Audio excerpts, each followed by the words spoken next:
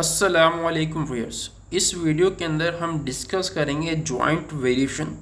अब joint variation जो concept है उसका मतलब क्या निकलता है। सबसे पहले इस कॉन्सेप्ट के अंदर हमारे पास दो वर्ड्स हैं, जॉइंट और दूसरा वेरिएशन। इससे पहले जो वीडियोस थी उनके अंदर हमने डिस्कस किया था कि वेरिएशन क्या होती है। वेरिएशन का मतलब ये बताया था कि कोई भी दो वेरिएबल जिसके अंदर एक वेरिएबल के अंदर चेंज लाने से दूसरे वेरिएबल के अंदर अगर चेंज आ जाए तो उसको वेरिएशन कहते हैं। लेकिन अगर वेरिएबल एक है, अगर मैं इसके अंदर चेंज लेके आऊँ तो इससे y भी चेंज आ जाए और z भी चेंज आ जाए। मतलब एक वेरिएबल के चेंज होने से change in one variable,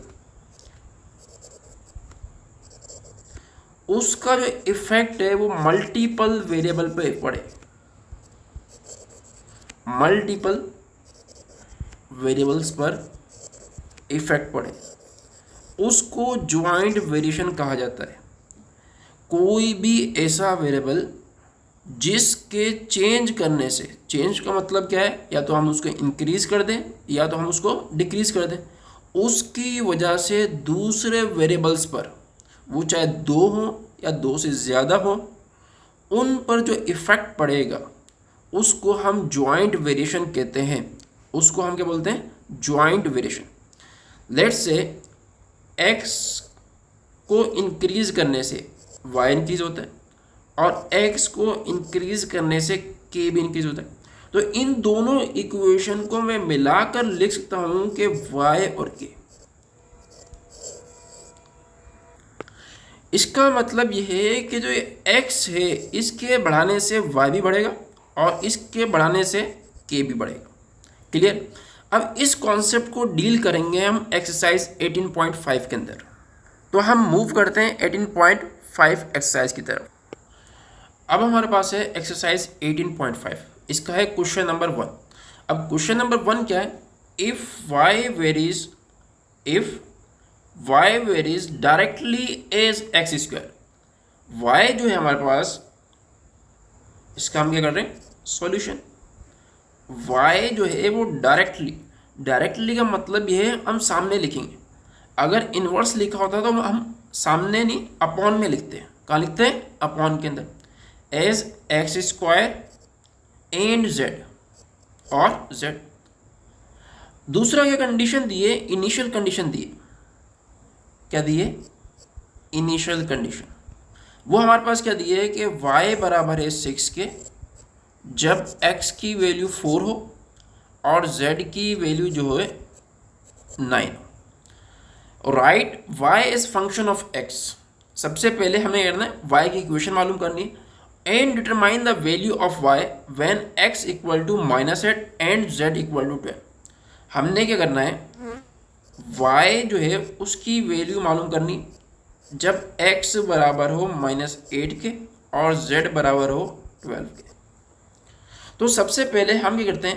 constant proportionality को रिमूव करते हैं। तो हमारे पास क्या आता है? इक्वलिटी और कांस्टेंट।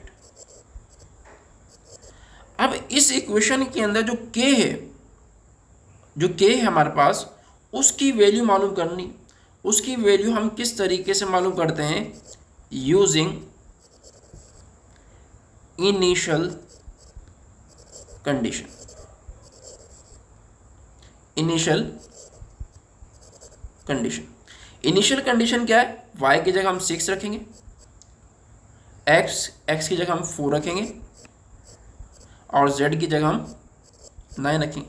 k हमने मालूम करना है। तो रिजल्ट हमारे पास क्या आएगा? 4 का स्क्वायर 16, 4 का स्क्वायर 16 को 9 से मल्टीप्लाई करेंगे तो हमारे पास क्या आएगा? 144 या मल्टीप्लाई अगर वहाँ जाएगा तो डिवाइड करेगा। तो मैं लिख सकता हूँ k इक्वल टू 6/144। अब टेबल पढ़ें इस पर,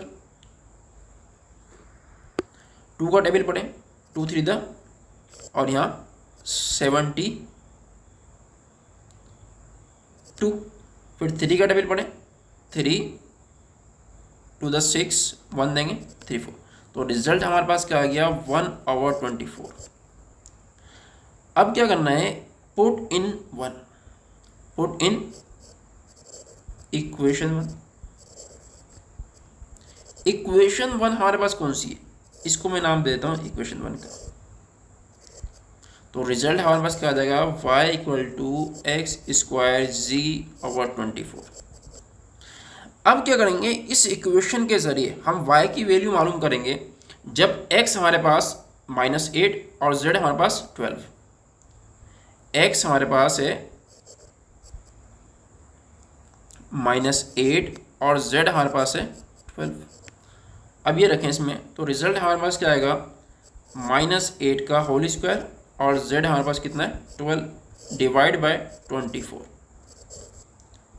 -8 का square 64, 12 1 the 1, 12 to the 24 divide by 2, 2 1 the 1, 2 32 to the 64। तो रिजल्ट हमारे पास क्या आ गया 32। तो y की वैल्यू हमारे पास क्या हो गई 32।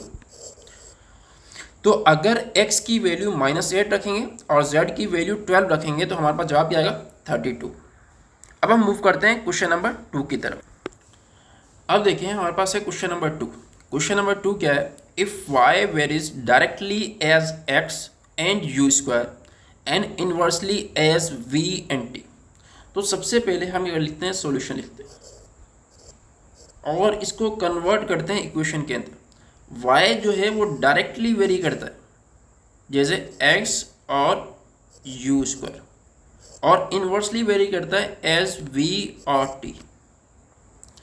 उसके बाद इनिशियल कंडीशन देखिए क्या दी हुई है। इनिशियल कंडीशन क्या दी हुई है कि अगर y जो है,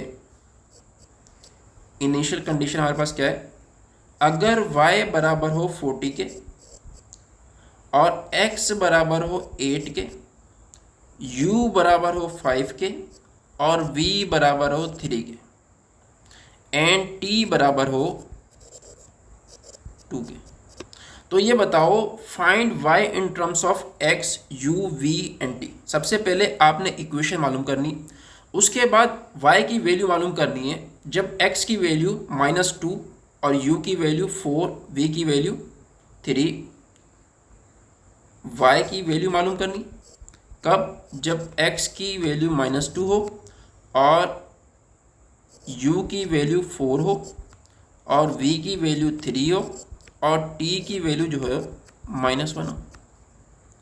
अब इस चीज़ को, कंडीशन को सॉल्व करना, तो सबसे पहले लेट्स से ये हमारे पास इक्वेशन 1, इसके अंदर मैं जो साइन ऑफ प्रोपोर्शनलिटी है उसको रिमूव करता हूँ तो मेरे पास क्या आता है, एक कांस्टेंट जिसको मैं नाम दे रहा हूँ k और x u² और v इंटू टी।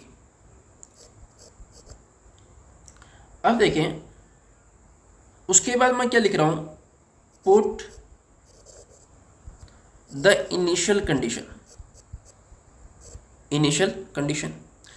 उसके मुताबिक y की वैल्यू हमारे पास 40 है और k हमने मालूम करना है, x की वैल्यू हमारे पास 8 है और u हमारे पास 5 का स्क्वायर, v हमारे पास 3 है और t हमारे पास 2 है। अब देखें 2 1 द 1, 2 4 द 8, 3 यहाँ डिवाइड कर रहा वहाँ जाएगा तो मल्टीप्लाई करेगा, 3 यहाँ डिवाइड कर रहा वहाँ जाएगा तो मल्टीप्लाई करेगा। तो मैं लिख सकता हूँ 3 मल्टीप्लाई बाय 40 इक्वल टू, अब देखिए 5 का स्क्वायर 25, 5 का स्क्वायर 25 को 4 से मल्टीप्लाई करेंगे, 25 को 4 से मल्टीप्लाई करेंगे, 4 को 25 से मल्टीप्लाई करेंगे तो 100। तो ये हमारे पास क्या आ गया 100। अब देखिए 100 यहाँ मल्टीप्लाई कर रहा वहाँ जाएगा तो डिवाइड करेगा, तो k इक्वल टू 3 को 40 से मल्टीप्लाई करेंगे 120 डिवाइड बाय 100। 10 का टेबल पढ़ें 12 टाइम्स और 10 टाइम्स, फिर 2 का टेबल पढ़ें 6 टाइम और 5 टाइम्स। तो रिजल्ट हमारे पास क्या आ गया 6/5, 6/5। तो इसको इस इक्वेशन में रख दें, इसको हम एक नाम क्या दे रहे हैं, इक्वेशन नंबर 2। तो रिजल्ट हमारे पास क्या आ जाएगा, y = 6/5 x u² और v × t। ये हमारे पास इक्वेशन आ गई। अब इसका सेकंड पार्ट क्या था, सेकंड पार्ट ये था कि y की वैल्यू मालूम करो, y की वैल्यू मालूम करो जब x बराबर हो -2 के, x बराबर हो -2 के, x बराबर हमारे पास -2 के, और u बराबर हो 4 के, v बराबर हो 3 के, और t बराबर हो -1 के। ये देखें, अब ये वैल्यूज़ रखें तो रिजल्ट हमारे पास क्या आएगा, y 6/5, x हमारे पास क्या है -2, u हमारे पास क्या है 4 का स्क्वायर, v हमारे पास क्या है 3, और t हमारे पास क्या है -1। अब देखें 3 1 = 1, 3 2 = 6, 4 का स्क्वायर माइनस माइनस से कैंसिल, 16 को 2 से मल्टीप्लाई करेंगे 32, और 2 से मल्टीप्लाई करेंगे तो 64/5। तो y की वैल्यू हमारे पास क्या होगी 64/5। ये हमारे पास क्या इसका आंसर है, y = 64/5। अब हम मूव करते हैं क्वेश्चन नंबर 3 की तरफ। अब देखिए क्वेश्चन नंबर 3 हमारे पास क्या है, if w varies directly as u² and inversely as cube root of v। तो सबसे पहले हम इक्वेशन के अंदर कन्वर्ट करते हैं। डायरेक्टली का मतलब क्या है, हम ऊपर लिखेंगे u², inversely as cube root. अब देखें इसको हम क्या बोलते हैं, क्यूब रूट ऑफ v या 3। उसके बाद इनिशियल कंडीशन देखें क्या दी हुई है, इनिशियल कंडीशन w दी हुई है 216, और u हमारे पास है 6, v हमारे पास है 27। उसके बाद क्या कहा है कि w की वैल्यू मालूम करो, u बराबर हो 10 के और v बराबर हो 125 के। अब पहला स्टेप हमारे पास क्या होता है कि इक्वेशन मालूम करनी, तो लेट्स से ये हमारे पास इक्वेशन 1। अगर हमने साइन ऑफ प्रोपोर्शनलिटी को रिमूव करना है तो हमारे पास इक्वलिटी की साइन आती है और कांस्टेंट आता है u² cube root of v। पहला स्टेप हमारे पास क्या होता है कि कांस्टेंट को मालूम करना है। अब कांस्टेंट किस तरीके से मालूम करते हैं, initial condition, using initial condition के अंदर हमारे पास w जो है वो 216 है, u हमारे पास 6 है, और v हमारे पास है 27। w की जगह हम क्या लिखेंगे 216 के, u हमारे पास कितना है 6 का square upon cube root of 27।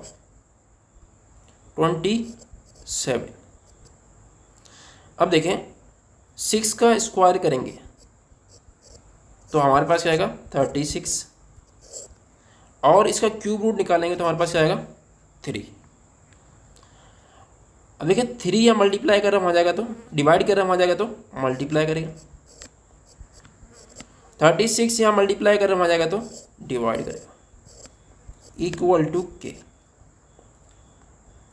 अब देखें 36 1 = 1, 36 6 द 216, 6 को 3 से मल्टीप्लाई करेंगे तो 18, तो k की वैल्यू हमारे पास क्या आ गई 18। इस इक्वेशन में equation number 2 put in equation 2, तो रिजल्ट हमारे पास क्या आएगा, w = k की जगह हम क्या लिखेंगे 18 u² और क्यूब रूट ऑफ v। ये हमारे पास इक्वेशन आ गई। अब हमने क्या करना है, डब्ल्यू की वैल्यू मालूम करनी है जब v बराबर हो 10 के, u बराबर हो 10 के और v बराबर हो 125 के। u बराबर हमारे पास 10 के और v बराबर हो 125 के। तो रिजल्ट हमारे पास क्या आएगा 18। u हमारे पास क्या है 10 का 10 और 10 का स्क्वायर। v हमारे पास क्या है 125 इसका क्यूब। ये हमारे पास w 10 का स्क्वायर करें तो 100 और क्यूब रूट लेंगे 125 का तो हमारे पास क्या आएगा 5 1 द 1 5 20 द 100। 18 को 20 से मल्टीप्लाई करेंगे तो रिजल्ट हमारे पास आएगा 360। तो W की वैल्यू हमारे पास क्या आ गई 360। ये इसका जवाब है, ये इसका क्या है जवाब। अब हम मूव करते हैं क्वेश्चन नंबर 4। अब देखें क्वेश्चन नंबर 4 हमारे पास क्या है। If the time period of simple pendulum is directly proportional to the square root of its length and inversely proportional to the square root of acceleration due to gravity. सबसे पहले हम क्या करते हैं, जो स्टेटमेंट दी गई है उसको इक्वेशन के अंदर कन्वर्ट करते हैं कि जो टाइम पीरियड है वो डायरेक्टली प्रोपोर्शनल है स्क्वायर रूट ऑफ लेंथ और इनवर्सली प्रोपोर्शनल है square root of acceleration due to gravity. If time period जो है, इनिशियल कंडीशन हमारे पास क्या है, टाइम पीरियड है 2 सेकेंड और लेंथ है 100 सेंटीमीटर। जी की वैल्यू हमारे पास कितनी है 9.8 मीटर पर सेकेंड। सबसे पहले जो लेंथ है 100 सेंटीमीटर, इसको मीटर में कन्वर्ट करना है तो 100 से डिवाइड करेंगे तो रिजल्ट कितना आ जाएगा, लेंथ आ जाएगी 1 मीटर। ये हमारे पास इनिशियल कंडीशन है। उसके बाद क्या लिखा हुआ है, find the time period. Time period मालूम करो कब, जब लेंथ हो 200 और एक्सीलरेशन ड्यू टू ग्रेविटी हो 7.6। तो पहला स्टेप हमारे पास क्या होगा, पहला स्टेप हमारे पास ये होता है कि हम साइन ऑफ प्रोपोर्शनलिटी को रिमूव करते हैं। और उससे पहले अगर हमारे पास कोई भी दो डिवाइड के अंदर लिखे हो तो उसको हम L/G भी लिख सकते हैं, ये डिवाइड होल पर लेंगे। अब देखें साइन ऑफ प्रोपोर्शनलिटी को रिमूव करेंगे तो हमारे पास क्या आएगा कांस्टेंट, और कांस्टेंट को मैं लिख रहा हूँ K से, L/G। अब देखें इनिशियल कंडीशन को यूज करते हैं, using initial condition. Initial condition हमारे पास क्या है कि टाइम है 2 और के हमने मालूम करना है, के हमने मालूम करना है। उसके बाद लेंथ हमारे पास कितनी है 1 और जी हमारे पास कितना है 9.8। अब देखें 1 का रेडिकल लेंगे तो 1 आएगा और रेडिकल लेंगे 9.8 का तो वो हमारे पास आएगा 3.13। वो यहाँ डिवाइड करेगा, वहाँ जाएगा तो मल्टीप्लाई करेगा। देखें इस इक्वेशन के अंदर इसको मैं इस तरीके से लिख रहा हूँ, 2 मल्टीप्लाई बाय रेडिकल 9.8। अब कोई बच्चा बोले कि 1 क्यों नहीं लिखा, 1 का रेडिकल लेंगे तो 1 आएगा और 1 हम लिखते नहीं हैं। अब स्क्वायर रूट लेंगे 9.8 का तो 3.13 और उसको 2 से मल्टीप्लाई करेंगे 6.26, तो k की वैल्यू हमारे पास क्या गई 6.26। अब उसको इक्वेशन नंबर 1 के अंदर रखें, t = 6.26 स्क्वायर रूट L/G। अब देखें टाइम पीरियड मालूम करना है कब, जब L की वैल्यू जो हो 200 हो और G की वैल्यू हमारे पास कितनी हो 7.6। ओके एल की वैल्यू हमारे पास कितनी हो 200 मीटर और जी की वैल्यू 7.6 ग्राम अपॉन मीटर स्क्वायर। अब देखें 6.26 एल की जगह हम 200 रखेंगे और जी की जगह 7.6।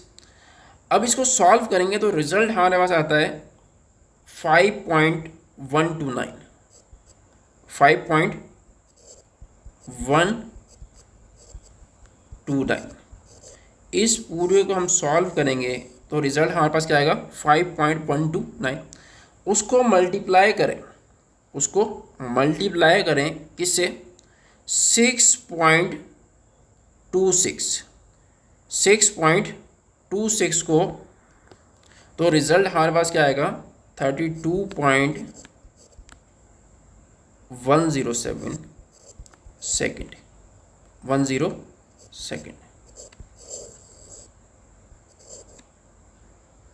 ये हमारे पास इसका आंसर है। अब हम मूव करते हैं क्वेश्चन नंबर 5 की तरफ। अब हमारे पास है क्वेश्चन नंबर 5। अब देखें क्वेश्चन नंबर 5 क्या लिखा हुआ है। The volume V of a particular gas is directly proportional to the temperature and inversely proportional to the square root of pressure। सबसे पहले किसी भी सवाल सॉल्व करने का जो तरीका है जो हम फॉलो कर रहे हैं कि हम इक्वेशन में कन्वर्ट करते हैं। y डायरेक्टली प्रोपोर्शनल है किसके, v डायरेक्टली प्रोपोर्शनल है किसके, टेम्परेचर के, और इनवर्सली प्रोपोर्शनल है प्रेशर के, स्क्वायर रूट ऑफ प्रेशर। उसके बाद जो इनिशियल कंडीशन दी हुई है, क्या दी हुई है इनिशियल कंडीशन, वो है 100 और जो टेम्परेचर है वो है 30 और जो प्रेशर है वो है 64। उसके बाद कहा है कि बताओ वॉल्यूम क्या होगा अगर टेम्परेचर हो 60 और प्रेशर हो 81। अब देखें सबसे पहले हम क्या करते हैं, साइन ऑफ प्रोपोर्शनलिटी को रिमूव करते हैं, तो उसके बदले हमारे पास क्या आता है इक्वलिटी और कांस्टेंट। उसके बाद हमारे पास क्या आता है इक्वलिटी और कांस्टेंट। अब इनिशियल कंडीशन को यूज करते हुए, using initial condition, initial condition हमारे पास क्या है कि वॉल्यूम बराबर हो 100 के, के की वैल्यू हम मालूम करते हैं, टेम्परेचर बराबर किसके 30 के, divide by square root of pressure, pressure कितना है 64। अब देखें 64 का अगर मैं रेडिकल लूँ तो रिजल्ट मेरे पास क्या आएगा 8 यहाँ डिवाइड कर रहा हूँ, वहाँ जाएगा तो मल्टीप्लाई करेगा, 30 यहाँ मल्टीप्लाई कर रहा है, यहाँ जाएगा तो डिवाइड करेगा, इक्वल टू के। अब देखें कौन सी चीज़ कैंसिल होती है, 2 4 द 8, सबसे पहले आप क्या करें, कैंसिल ना करें से 10 से कैंसिल करें, 10 द 100 एंड 10 3 द 30, 10 को 8 से मल्टीप्लाई करेंगे तो 80, के की वैल्यू हमारे पास क्या आ गई 80 डिवाइड बाय 3, 80 डिवाइड बाय 3 जो 8। अब इसको इस इक्वेशन में रखें, equation number 1, put in equation 1, तो रिजल्ट हमारे पास क्या आएगा V equal to 80/3 T square root of pressure. अब सवाल ये है कि अगर टेम्परेचर 60 हो और प्रेशर जो है 81 हो तो वॉल्यूम क्या होगा, टेम्परेचर हमारे पास क्या हो 60 हो और प्रेशर हमारे पास हो 80 हो, तो आपने ये बताना है कि वॉल्यूम क्या होगा। तो वॉल्यूम 81 डिवाइड बाय 3, टेम्परेचर हमारे पास कितना है 60 और प्रेशर हमारे पास कितना है 81। अब देखें 3 1 द 1, 320 द 60। तो रिजल्ट हमारे पास क्या गया 80 मल्टीप्लाई बाय 20 और 81 का रेडिकल लेंगे तो 9। अब देखें 9 1 द 1, 9 20 9 10, ये हमारे पास कैंसिल नहीं हो रहा।